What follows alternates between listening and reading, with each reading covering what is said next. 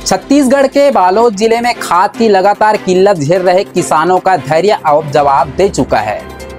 सोमवार सुबह 10 बजे जिले के आमाडुला आदिम जाति सेवा सहकारी समिति के सामने किसानों ने विरोध प्रदर्शन करते हुए समिति में ताला जड़ दिया और धरने पर बैठ गए। किसानों का कहना है कि बार बार मांग करने के बावजूद उन्हें ना तो समय पर खाद मिल रहा है और ना ही आवश्यक मात्रा में, जिससे उनकी फसलें प्रभावित हो रही है।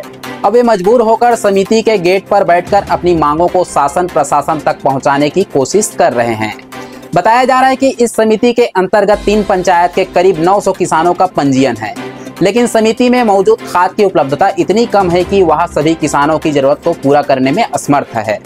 फिलहाल समिति में केवल 400 बोरी यूरिया, 324 बोरी सुपर फास्फेट और 191 बोरी पोटासी उपलब्ध है, जो किसानों की संख्या के मुकाबले बेहद कम है।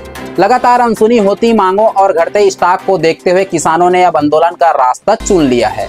खाद संकट की गूंज केवल गांवों तक सीमित नहीं रही, बल्कि यह मामला विधानसभा तक पहुंच चुका है। मानसून सत्र के पहले दिन ही विपक्ष ने इस मुद्दे पर स्थगन प्रस्ताव लाया, लेकिन कृषि मंत्री के उत्तर के बाद विधानसभा अध्यक्ष ने प्रस्ताव को खारिज कर दिया। इसके विरोध में विपक्षी सदस्य वेल में पहुंचकर जमकर हंगामा करने लगे।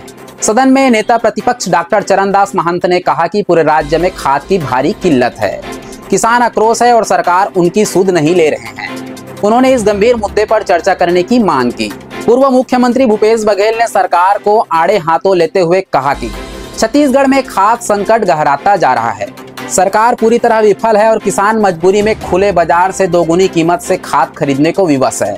उन्होंने यहाँ भी आरोप लगाया कि सरकार ना तो किसानों की जरूरत को समझ पा रही है और ना ही समय पर व्यवस्था कर पा रही है। आगे अपडेट के लिए हमारे न्यूज चैनल द छत्तीसगढ़ को सब्सक्राइब कीजिए।